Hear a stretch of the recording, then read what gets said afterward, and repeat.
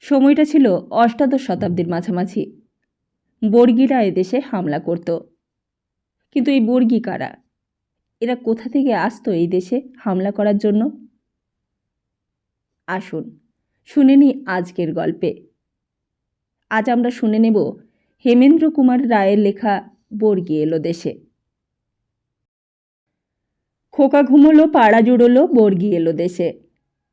আমাদের ছেলে ভুলানো ছড়ার একটি পংক্তি। মনে করুন বাংলাদেশের শান্ত স্নিগ্ধ পল্লীগ্রাম। দুপুরবেলা, চারিদিক নিরালা। শ্যামসুন্দর পল্লী প্রকৃতি রৌদ্রপ্রীত আলো মেখে ঝলমল ঝলমল করছে। বাতাসে কোথা থেকে ভেসে আসছে বন কপতের অলস কণ্ঠস্বর। চুকে গিয়েছে গৃহস্থালির কাজকর্ম। মাটিতে শীতলপাটি বিছিয়ে খোকাকে নিয়ে বিশ্রাম করতে করতে এসেছেন ঘুম ঘুম চোখে খোকার মা। কিন্তু ঘুমোবার ইচ্ছা নেই খোকাবাবুর। বিদ্রোহী হয়ে তারস্বরে তিনি জুড়ে দিলেন এমন জোর কান্না যে ঘুম ছুটে যায় পল্লীর এই বাড়ির ওই বাড়ির সকলের চোখে। আর ছিঁড়ে যায় বন কপতের শান্তি গান, তরুলতার কলতান। সচকিত হয়ে ওঠে নির্জন পথের তন্দ্রাস্তব্ধতা। ঘুমপাড়ানি সঙ্গীতের তালে তালে খোকার মাথা আর গা চাপড়ে চলেন খোকার মা। আর সেই আদর মাখা নরম হাতের ছোঁয়ায় খানিক পরে খোকাবাবুর চোখের পাতা জড়িয়ে এলো ঘুমের ঘোরে। ধীরে ধীরে অবশেষে মৌন হলো ক্রন্দন ভরা কণ্ঠস্বর। পাড়া গেল জুড়িয়ে। আচম্বিতে অগাধ স্তব্ধতার নিদ্রাভঙ্গ করে দিকে দিকে জেগে উঠল অত্যন্ত আতঙ্কিত জনতার গগনভেদী আর্তচিৎকার। পথে পথে পাড়ায় পাড়ায় ভীত উচ্চরব শোনা গেল। পালাও পালাও, ওই বর্গী এলো, ওই বর্গী এলো, সবাই পালাও, বর্গী এলো। ধূলিপটে দিগবিদিক অন্ধকার। উল্কাবেগে ঘোড়া ছুটিয়ে ধেয়ে আসে হাজার অশ্বারোহী।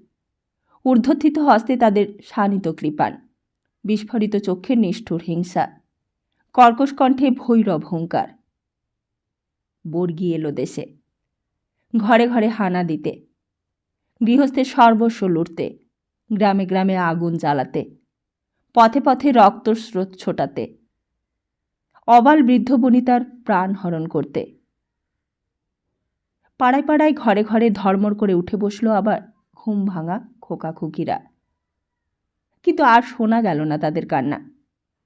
বনকপতের ঘুমপাড়ানি সুর এবং তরুলতার মর্মরাগিনী। এই ব্যাপার হয়েছে বারংবার। তখন অষ্টাদশ শতাব্দীর মাঝামাঝি কাল। বাংলার মাটিতে ইংরেজরা শিকড় গাড়বার চেষ্টা করছে ছলে বলে কৌশলে। বর্গী বলতে কি বোঝায়? অভিধানিক অর্থানুসারে যার বর্গ আছে সেই হলো বর্গী। আর বর্গের একটি অর্থ হলো দল।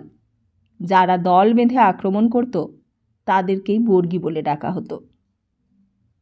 ইতিহাসেও বর্গী বলতে ঠিক ও কথাটা বোঝায় না। বর্গী নাকি বার্গীর শব্দের অপ্রভংশ। মহারাষ্ট্রীয় ফৌজে যেসব উচ্চ শ্রেণীর সওয়ার ছিল নিজেদের ঘোড়ার ও সাজ পোশাকের অধিকারী, তাদের নাম শিলাদার। কিন্তু বার্গীর বলতে বোঝায় সবচেয়ে নিম্ন শ্রেণীর সওয়ারদের। তারা অস্ত্র শস্ত্র ও অশ্ব লাভ করত রাজ সরকারের থেকেই। প্রাচীনকালে অনার্য হুন জাতীয় ঘোড়া সওয়াররা দলে দলে পূর্ব ইউরোপে এবং উত্তর ভারতে প্রবেশ করে দিকে দিকে লুণ্ঠন ও হত্যাকাণ্ড চালিয়ে ইতিহাসে ভয়াল নাম অর্জন করেছিল।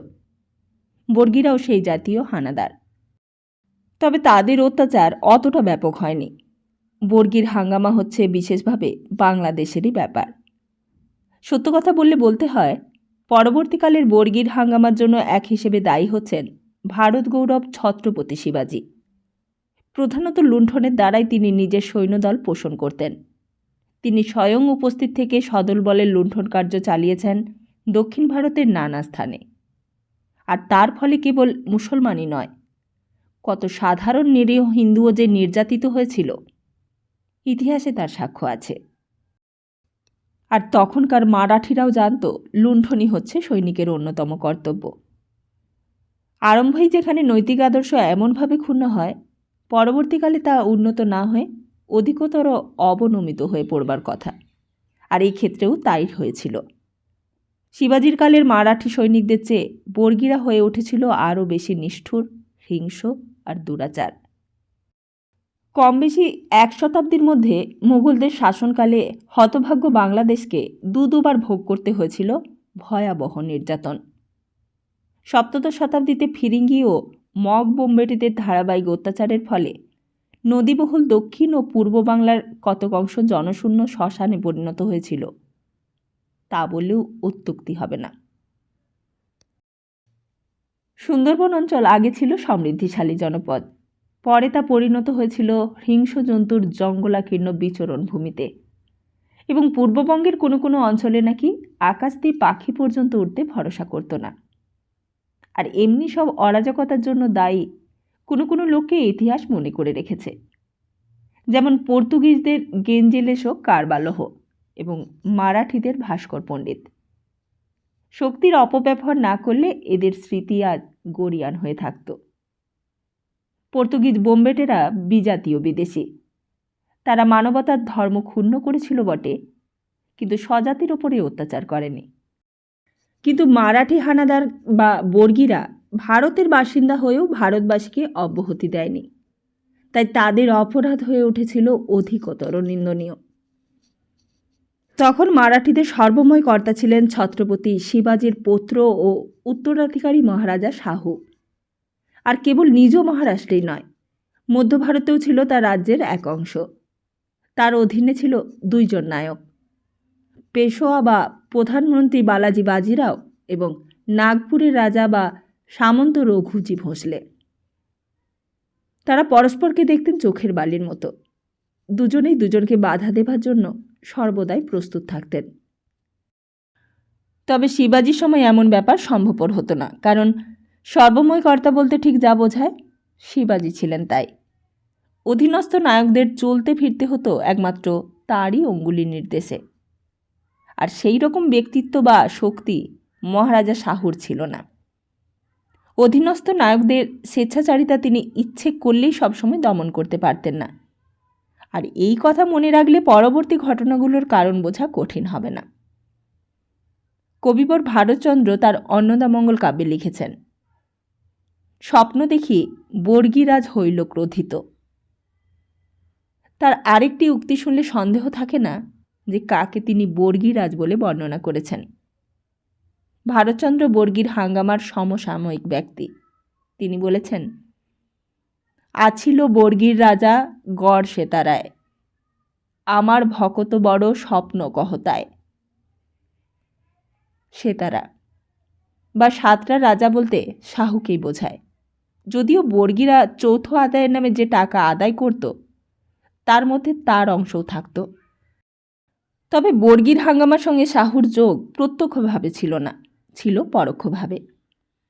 চৌথ হচ্ছে সাধারণত রাজস্বের 4 ভাগের 1 ভাগ। মারাঠিদের দ্বারা ভয় দেখিয়ে বা হানা দিয়ে চৌথ বলে টাকা আদায়ের প্রথা শিবাজির আগেও প্রচলিত ছিল, তবে শিবাজির সময়ে এর প্রচলন বেশি হয়। কিন্তু তখনও তার মধ্যে যে যুক্তি ছিল, শাহুর সময়ে তা আর খাটত না। তখন তা হয়ে দাঁড়িয়েছিল যথেচ্ছাচারিতার নামান্তর মাত্র, কিংবা নিছক দস্যুতার সামিল। চৌথের নিয়ম অনুসারে টাকা আদায় করবার কথা বৎসরে 1 বার, কিন্তু বর্গীরা টাকা আদায় করতে আসত যখন তখন। হয়তো একদল বর্গীকে টাকা দিয়ে খুশি করে প্রজাদের মান ও প্রাণ বাঁচানো হলো, কিন্তু অনতিবিলম্বেই হাজির আরেক নতুন বর্গীর দল। তারা আবার টাকা দাবি করে, আর সেই দাবি মেটাতে না পারলেই সর্বনাশ। অমনি শুরু হয়ে যায় লুঠোতরাজ আর খুন খারাপি। সে এক বিষম ডামাডোলের ব্যাপার। সময়ে এবং অসময়ে, অর্থাৎ প্রায় সব সময়েই বর্গীদের এই যুক্তিহীন ও অসম্ভব দাবি মেটাতে মেটাতে অবশেষে বাংলাদেশের নাভিশ্বাস উঠবার উপক্রম। কি রাজার এবং কি প্রজার হাল ছাড়বার অবস্থা আর কি। আর এইসব নচ্ছাড় ও পাষণ্ড হানাদের কবল থেকে বাঙালিরা মুক্তি পেল কি উপায়ে, এইবারে আমি সেই কাহিনী বর্ণনা করব। কিন্তু তার আগে আরেকটা কথা বলে রাখা দরকার। আগেই বলা হয়েছে বর্গীর হাঙ্গামা বিশেষ করে বাংলাদেশেরই ব্যাপার। বাদশাহী আমলে এক একটি সুবার অন্তর্গত ছিল এক একজন সুবাদার বা শাসনকর্তার অধীনস্থ এক একটি প্রদেশ। বাংলার সঙ্গে তখন যুক্ত ছিল বিহার ও উড়িষ্যা, এবং বর্গীর হাঙ্গামার সময় এদের সুবাদার ছিলেন নবাব আলীবর্দী খাঁ। ইংরেজদের আমলেও প্রায় শেষ পর্যন্ত বাংলা, বিহার ও উড়িষ্যার শাসনকর্তা ছিলেন একজন রাজপুরুষই। প্রাচীনকালে অর্থাৎ ভারতবর্ষে মুসলমানদের আগমনের আগেও দেখি বাংলার সঙ্গে বিহার ও উড়িষ্যার কতকাংশ এই রাজ্য বলেই গণ্য হয়েছে। বাঙালি মহারাজ ধীরাজ শশাঙ্ক প্রভৃতি এমনি রাজ্যই শাসন করতেন। বাঙালির সঙ্গে বিহারি ও উড়িয়ারা তখন নিজেদের একই রাজ্যের বাসিন্দা বলে আত্মপরিচয় দিত। বিহার কেবল বিহারিদের জন্য বা উড়িষ্যা কেবল উড়িয়াদের জন্য এসব জিগিরা ওড়াবার চেষ্টা করত না। ইংরেজদের ষড়যন্ত্রেই এই দেশে এই শ্রেণীর সংকীর্ণ জাতি বিদ্বেষের জন্ম হয়েছে। বর্গী হানাদাররা পদার্পণ করেছিল বাংলা, বিহার, উড়িষ্যার যুক্ত রঙ্গমঞ্চেই। তবে কথা বলা চলে বটে, প্রধানত নিচু বাংলার ওপরেই তাদের আক্রমণ হয়ে উঠেছিল অধিকতর জোরালো। আর শিবাজির আমল থেকেই মারাঠি সৈনিকেরা লুণ্ঠন প্রিয় হয়ে উঠেছিল, আগেই সে কথা বলা হয়েছে। তখনকার কালে ভারতীয় হিন্দুদের পক্ষে এইসব হামলা ছিল তবুও কতকটা সহনীয়, কারণ ধর্মদ্বেষী মুসলমানদের বহুযুগব্যাপী অত্যাচারের ফলে স্বাধীনতা থেকে বঞ্চিত সমগ্র হিন্দু জাতি অত্যন্ত অতিষ্ঠ হয়ে উঠেছিল। শিবাজির অতুলনীয় প্রতিভায় সর্বপ্রথমে প্রতিষ্ঠিত করলে এমন এক বৃহৎ ও পরাক্রান্ত সাম্রাজ্য, যার বিরুদ্ধে মহামোগল ও হিন্দু বিদ্বেষী সম্রাট ঔরঙ্গজেবেরও প্রাণপণ প্রচেষ্টা ব্যর্থ হয়ে গিয়েছিল। প্রধানত মুসলমানদের কাহিল করার জন্যই শিবাজি লুঠতরাজ চালিয়ে যেতেন মোগল সাম্রাজ্যের দিকে দিকে, আর সেই সূত্রে মোগল সম্রাটের হিন্দু প্রজারাও হানাদারদের কবলে পড়ে অল্প বিস্তর ক্ষতিগ্রস্তও হতো। তবে সেই ব্যাপারটা সবাই খুব বড় করে দেখত বলে মনে হয় না। কিন্তু যখন ভারতে মুসলমানরা ক্রমেই হীনবল হয়ে পড়ছে এবং প্রায় সর্বত্রই বিস্তৃত হয়ে পড়ছে মারাঠিদের প্রভুত্ব, তখনও বর্গী হানাদাররা তাদের স্বধর্মাবলম্বী নাগরিক ও গ্রামীণদের ওপর চালিয়ে যেতে লাগল অসহনীয় ও অবর্ণনীয় অত্যাচার, এবং তার মধ্যে কিছুমাত্র উচ্চাদর্শের পরিবর্তে ছিল কেবল নির্বিচারে যেন তেন প্রকারে নিছক দস্যুতার দ্বারা লাভবান হবার দুশ্চেষ্টা। যেখান দিয়ে বর্গী হানাদাররা ঘোড়া ছুটিয়ে চলে যায়, সেখানে পেছনে পড়ে থাকে কেবল সর্ববিষয়ে রিক্ত ধুধু করা হাহাকার ভরা মহাশ্মশান। এতটা বাড়াবাড়ি বরদাস্ত করা ক্রমে অসম্ভব হয়ে উঠল, এবং বাংলার সঙ্গে বিহার ও উড়িষ্যাও পরিত্রাহী ডাক ছাড়তে লাগল। এক হিসেবে হুন আটিলা ও গ্রিক আলেকজান্ডার উভয়কেই দস্যু বলে মনে করা চলে, কারণ তারা দুজনেই স্বদেশ ছেড়ে বেরিয়ে পরের দেশে গিয়ে হানা দিয়েছিলেন। কিন্তু ইতিহাসে আলেকজান্ডার বরেণ্য ও আটিলা ঘৃণ্য হয়ে আছেন। তার কারণ, একজনের সামনে ছিল মহান আদর্শ, আরেকজন করতে চেয়েছিলেন শুধুই নরহত্যা ও পরাস্যপহরণ। বর্গীদের দলপতিরা ছিল শোষক্ত নিকৃষ্ট শ্রেণীর জীব, আর সেটা হচ্ছে 1741 খ্রিস্টাব্দের কথা। পাঠানদের দমন করবার জন্য নবাব আলীবর্দী খাঁ গিয়েছিলেন উড়িষ্যায়। জয়ী হয়ে ফেরবার মুখে মেদিনীপুরের কাছে এসে তিনি খবর পেলেন মারাঠি সৈন্যেরা অসৎ উদ্দেশ্যে যাত্রা করছে বাংলার দিকে। আর তার কিছুদিন পর শোনা গেল মারাঠিরা দেখা দিয়েছে বাংলার ভেতর, বর্ধমান জেলায়, আর চারিদিকে তারা লুটপাট, অত্যাচার আর রক্তপাত করে বেড়াচ্ছে। দুঃসংবাদ শোনার সঙ্গে সঙ্গেই আলীবর্দী বর্ধমানের দিকে রওনা হতে বিলম্ব করলেন না। কিন্তু তিনি বোধহয় মারাঠিদের সংখ্যা আন্দাজ করতে কিংবা তাড়াতাড়ির জন্য উচিত মতো সৈন্য সঙ্গে আনতে পারেননি, কারণ তার ফৌজে ছিল মাত্র 3000 অশ্বারোহী ও 1000 পদাতিক। তাকে রীতিমতো বিপদে পড়তে হলো। সংখ্যায় মারাঠিরা ছিল অগণ্য। তারা পিলপিল করে চারিদিক থেকে এসে তাকে একেবারে ঘিরে ফেললে। সম্মুখ যুদ্ধে তাদের পরাস্ত করা অসম্ভব দেখে আলীবর্দী বর্ধমানেই ছাউনি ফেলতে বাধ্য হলেন। মারাঠিদের নায়কের নাম ভাস্কর পণ্ডিত। নাগপুরের রাজা রঘুজি ভোঁসলে সেনাপতি। নিজের ফৌজকে তিনি 2 অংশে বিভক্ত করলেন। এক অংশ আলীবর্দীকে বেষ্টন করে পাহারা দিতে লাগল, আরেক দল ছড়িয়ে পড়ল দিকে দিকে, এবং 40 মাইল ব্যাপী জায়গা জুড়ে আরম্ভ করলে লুঠতরাজ, হত্যাকাণ্ড আর অকথ্য অত্যাচার। ভাস্কর পণ্ডিতের দলবল এমনভাবে আটগাট বেঁধে বসে রইল যে কোনো দিক থেকেই নবাবী ফৌজের ছাউনির ভেতরে আর রসদ আমদানি করবার উপায় রইল না। শিবিরের মধ্যে কেবল সেপাইরাই নয়, সেই সঙ্গে হাজার হাজার অনুচর এবং নবাবের পরিবারবর্গও বন্দী হয়েছিল। আহার্যের অভাবে সকলের অবস্থায় হয়ে উঠল দুর্ভিক্ষ পীড়িতের মতো। অবশেষে আলীবর্দী মরিয়া হয়ে মারাঠিদের সেই চক্রব্যূহ ভেদ করে সদল বলে কাটোয়ার দিকে অগ্রসর হবার চেষ্টা করলেন, কিন্তু তাকে বেশি দূরও যেতে হলো না। আশপাশ থেকে আচম্বিতে মারাঠারা হুড়মুড় করে এসে পড়ে চিলের মতো ছো মেরে নবাবী ফৌজের মোট ঘাট ও তাঁবুগুলো কেড়ে নিয়ে কোথায় সরে পড়ল। আর আলীবর্দী তার পক্ষের সকলকে নিয়ে খোলা আকাশের তলায় অনাহারে কর্দমাক্ত ধান ক্ষেতের মধ্যে অবরুদ্ধ হয়ে রইলেন। সে এক বিষম না যৌজ নতস্থ অবস্থা। তিনি না পারেন এগোতে, না পারেন পিছুতে। আর এইভাবেই কেটে গেল একদিন আর 2 রাত্রি দুঃস্বপ্নের ভিতর দিয়ে। উদরে অন্ন নেই, মাথার ওপর আচ্ছাদন নেই, হয় মৃত্যু নয় মুক্তি। দৃঢ় প্রতিজ্ঞা করে আলীবর্দীর সাহসী আফগান অশ্বারোহীর দল সবেগে ও সতেজে ঝাঁপিয়ে পড়ল মারাঠাদের উপর, এবং সেই প্রবল আক্রমণ সহ্য করতে না পেরে শত্রুরা পিছু হটে যেতে বাধ্য হল। নবাবী ফৌজ অগ্রসর হলো কিছু দূর, কিন্তু তারপর শত্রুরা ফিরে ফিরতে পত্রী আক্রমণ শুরু করলে কাটোয়ার অনতি দূরে। সেখানে একটা লড়াই হলো, কিন্তু শত্রুরা নবাবের গতিরোধ করতে পারলে না। নিজের অনশনক্লিষ্ট সৈন্যদল নিয়ে তিনি কাটোয়ার মধ্যে আশ্রয় গ্রহণ করলেন। নবাবী শিকার হাতছাড়া হলো বটে, কিন্তু মারাঠিরা বাংলার মাটি ছাড়বার নাম মুখেও আনলে না। রক্তে স্বাদ পেলে বাঘের হিংসা যেমন বেড়ে ওঠে, অতি সহজে অতিরিক্ত ঐশ্বর্য লাভের আশায় ভাস্কর পণ্ডিতের লোভও আরও মাত্রা ছাড়িয়ে উঠল। অবাধেই লুটপাট করবার জন্য লেলিয়ে দিলেন নিজের পাপ সঙ্গীদের। আলীবর্দী তখনও পর্যন্ত রাজধানী মুর্শিদাবাদে প্রত্যাগমন করতে পারেননি, আর সেই সুযোগের সদ্ব্যবহার করলেন সুচতুর ভাস্কর পণ্ডিত। 700 বাছা বাছা অশ্বারোহী নিয়ে 40 মাইল পথ পার হয়ে তিনি অরক্ষিত মুর্শিদাবাদের উপকণ্ঠে এসে পড়লেন। চারিদিকে হুলস্থুল, বাড়িতে নয়, গ্রামে নয়, নিজ রাজধানীর ওপরে ডাকাতের হানা। কে কবে শুনেছে এমন আজব কথা?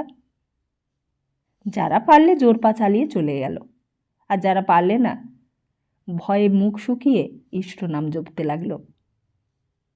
শহরতলি থেকে শহরের ভেতর এ আর আসতে কতক্ষণ? বর্গিরা হৈ হৈ করে মুর্শিদাবাদের মধ্যে এসে পড়ল।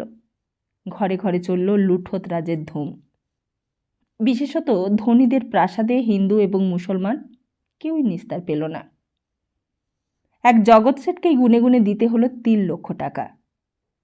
সে যুগের 3 লক্ষ টাকার দাম ছিল এ যুগের চেয়ে অনেক গুণ বেশি। বর্গীদের বাধা দেয় শহরে এমন কোনো রক্ষী ছিল না। তারা মনের সাধে অবাধে গোটা দিন ধরে নিজেদের ট্যাঁক ভারী করতে লাগল, আর সকলে ভেবে নিলে আর রক্ষে নেই, এইবার বুঝি সর্বনাশ হয়। আর ঠিক এমন সময় কাটোয়ার পথ থেকে দলবল নিয়ে স্বয়ং আলীবর্দী এসে পড়লেন হন্তদন্তের মতো। বর্গীরাও যথাসময়ে সরে পড়তে দেরি করলে না, সোজা গিয়ে হাজির হলো কাটোয়ায়, এবং আশ মিটিয়ে নিঃশেষে মুর্শিদাবাদ লুণ্ঠন করতে পারলে না বলে আক্রোশে যাবার পথে 2 পাশের গ্রামের পর গ্রাম আগুন লাগিয়ে যেতে লাগল। আর চিহ্নিত হয়ে রইল তাদের সমগ্র যাত্রাপথ উত্তপ্ত ভস্মস্তূপে। কাটোয়া হলো বর্গীদের প্রধান আস্তানা। সেইখান থেকে হুগলি, এবং তারপর তারা দখল করলে আরও গ্রাম, আরও নগর। রাজমহল থেকে মেদিনীপুর ও জলেশ্বর পর্যন্ত বিস্তৃত ভূমি তারা অধিকার করে বসল। গঙ্গার পশ্চিম দিক থেকে বিলুপ্ত হলো নবাবের প্রভুত্ব। এমনকি জমিদাররা পর্যন্ত বাধ্য হয়ে তাদের রাজস্ব দিতে লাগল, এবং তাদের বশ্যতা স্বীকার করলে ফিরিঙ্গি বণিকরাও। গঙ্গার পূর্ব দিকের ভূভাগ আলীবর্দীর হস্তচ্যুত হলো না বটে, কিন্তু মাঝে মাঝে সে অঞ্চলের বর্গীরা হানা দিতে ছাড়লে না। তাদের উৎপাতের ভয়ে ধনী ও সম্ভ্রান্ত ব্যক্তিরা গঙ্গার পশ্চিম দিক ছেড়ে পালিয়ে এলো। বাংলাদেশও লণ্ডভণ্ড হয়ে গেল বললেই চলে। ব্যবসা বাণিজ্য সবই বন্ধ হবার উপক্রম। বাজারে শস্যের অভাব, জিনিসপত্র অগ্নিমূল্য, শ্রমিকদের মজুরি বেড়ে উঠল, আর যারা তুতের আবাদ করে তারা পালিয়ে গেল। কারণ বর্গিরা তুতে গাছের পাতা ঘোড়াদের খোরাকে পরিণত করলে, যা ছিল গুটি পোকাদের প্রধান খাদ্য। ফলে আর রেশম প্রস্তুত হতো না।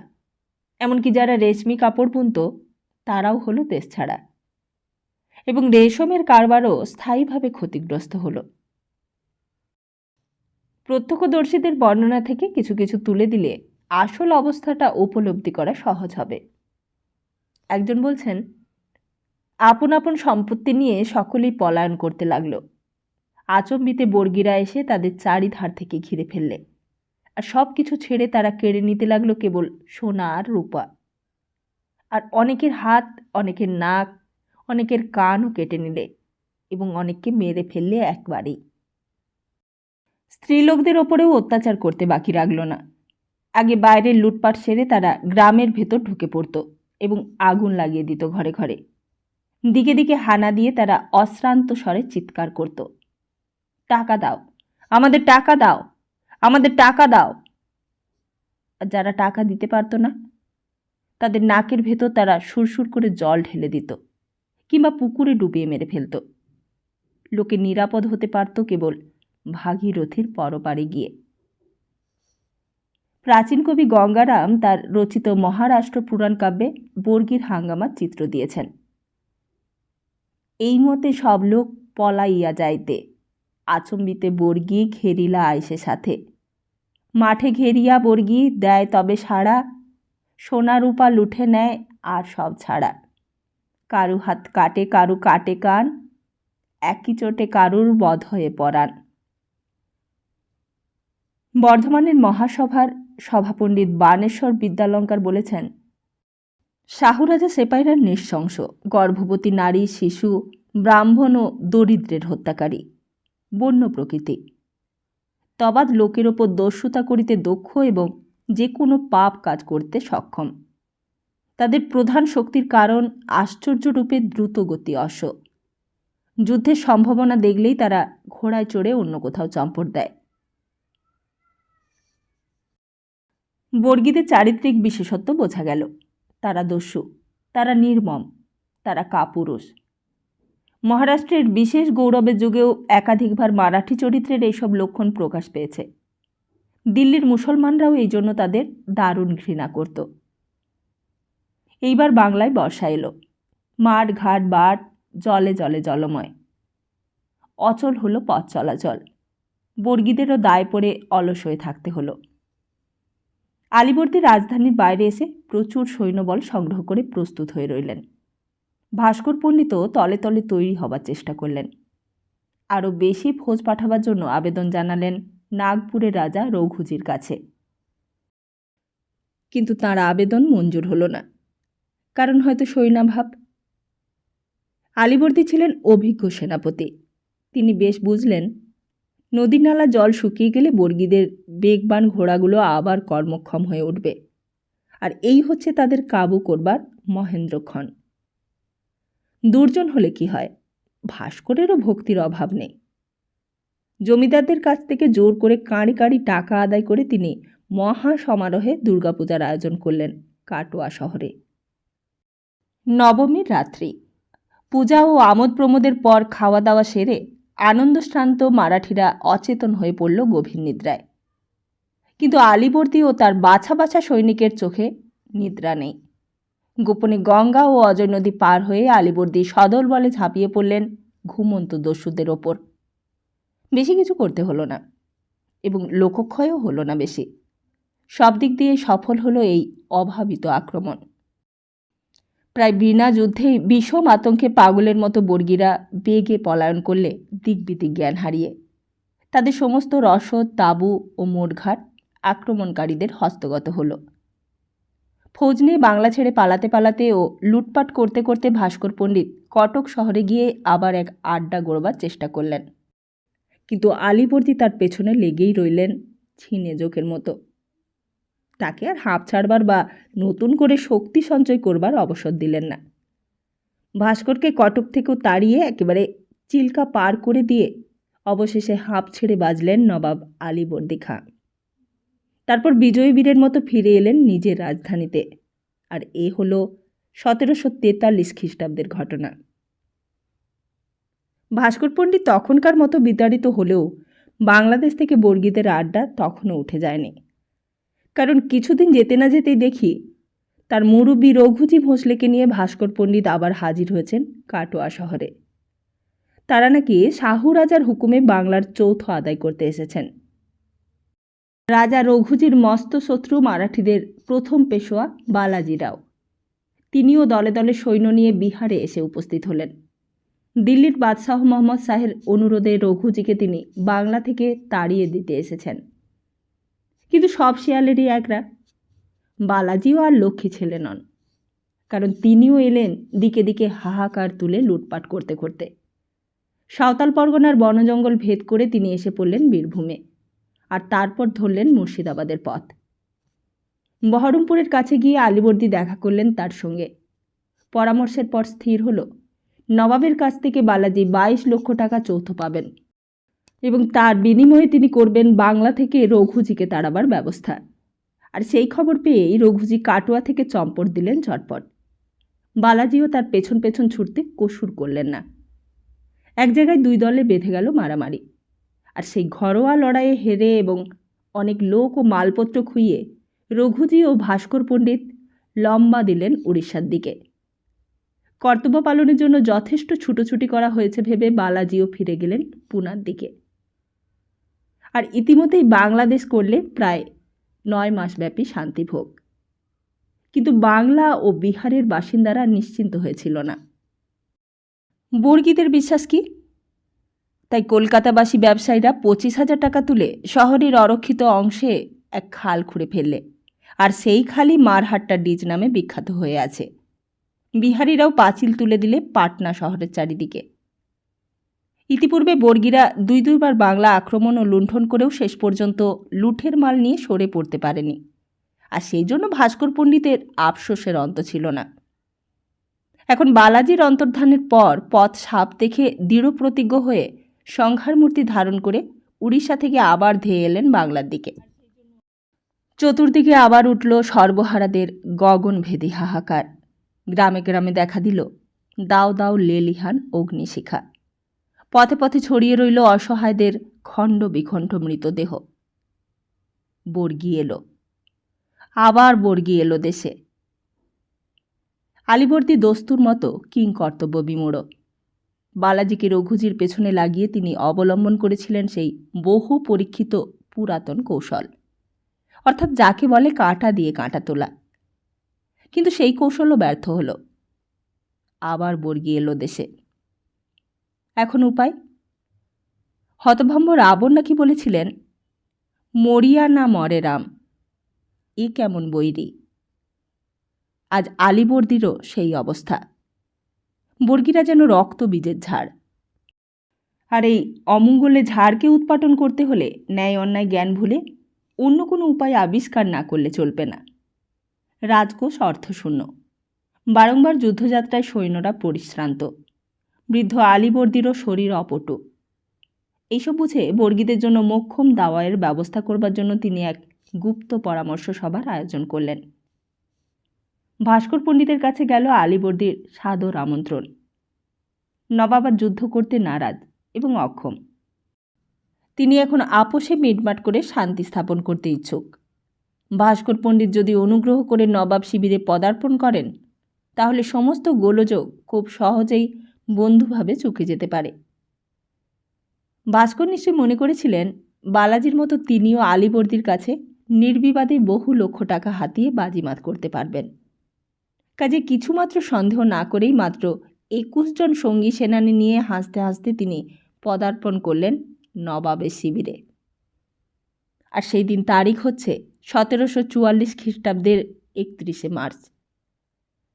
ভাস্কর পণ্ডিত এবং 20 জন সেনানী আর বর্গীর আস্তানায় প্রত্যাগমন করতে পারেননি। শিবিরের আনাচে কানাচে গা ঢাকা দিয়ে অপেক্ষা করছিল দলে দলে হত্যাকারী।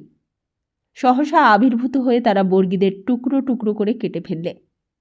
মাত্র একজন সেনানী সেই মারাত্মক খবর নিয়ে নিজেদের আস্তানায় ফিরে এলো ভগ্নদূতের মতো।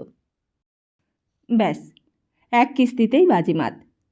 সেনাপতি ও অন্যান্য দলপতিদের নিধন সংবাদ শুনেই বর্গী পঙ্গপালরা মহাভয়ে সমগ্র বঙ্গ ও উড়িষ্যা দেশ ত্যাগ করে পলায়ন করলে। কিন্তু বর্গী এলো, আবার বর্গী এলো দেশে, আর এই নিয়ে 4 বার এবং শেষবার। সেনাধ্যক্ষ ভাস্করের হত্যার প্রতিশোধ গ্রহণের জন্য এইবার সসৈন্যে আসছেন স্বয়ং নাগপুরের রাজা রঘুজি ভোঁসলে। গত 15 মাস ধরে তোড়জোড় ও সাজসজ্জা করে সম্পূর্ণ প্রস্তুত হয়ে তিনি কার্যক্ষেত্রে অবতীর্ণ হলেন। বর্গীদের কাছে বাংলাদেশ হয়ে উঠেছিল যেন কামধেনুর মতো, দহন করলেই দুগ্ধ। রঘুজি আগে উড়িষ্যা হস্তগত করে বাংলার নানা জেলায় নিজের প্রভুত্ব বিস্তার করতে করতে এগিয়ে আসতে লাগলেন। আলীবর্দী বুঝলেন এইবার আর মুখের কথায় চিড়ে ভিজবে না, অতঃপর লড়াই ছাড়া আর উপায় নেই। 15 মাস সময় পেয়ে তিনিও যুদ্ধের জন্য রীতিমতো প্রস্তুত হয়ে উঠেছিলেন। প্রথমে 2 পক্ষে হলো একটা ছোটোখাটো ঠোকাঠুকি। রঘুজি পিছিয়ে গেলেন বটে, কিন্তু তার 20 দাঁত ভাঙল না। তারপর তিনি 10,000 বর্গী ঘোড়াসোহার ও 4,000 আফগান সৈনিক নিয়ে মুর্শিদাবাদের কাছে এসে পড়লেন। সেখানে নবাবী সৈন্যদের প্রস্তুত দেখে পশ্চাৎপদ হয়ে ছাউনি ফেললেন কাটোয়া নগরে গিয়ে। কাটোয়ার পশ্চিমে রানীদিঘির কাছে আলীবর্দীর সঙ্গে রঘুজির চরম শক্তি পরীক্ষা হয়। এক তুমুল যুদ্ধের পর বর্গীরা যুদ্ধক্ষেত্রে বহু হতাহতকে ফেলে ছত্রভঙ্গ হয়ে পলায়ন করে, আর সেটা ছিল 1745 খ্রিস্টাব্দের কথা। আর শেষ পর্যন্ত আলীবর্দী বর্গীদের বাংলাদেশের সীমান্তের বাইরে তাড়িয়ে না দিয়ে নিশ্চিন্ত হননি। বর্গীরা শেকড় গেড়ে বসে উড়িষ্যায়। তারপরেও কয়েক বছর ধরে নবাবী ফৌজের সঙ্গে তাদের ঘাত প্রতিঘাত হয় বটে, কিন্তু খাস বাংলার ওপর আর তারা চড়াও হয়ে অশান্তি সৃষ্টি করতে আসেনি। না আসবারও কারণ ছিল। 1753 খ্রিস্টাব্দে বর্গীদের সঙ্গে আলীবর্দীর যে শেষ সন্ধি হয়, তার একটা শর্ত এই: বাংলার নবাব রাজা রঘুজিকে বাৎসরিক 12 লক্ষ টাকা যৌথ প্রদান করবেন।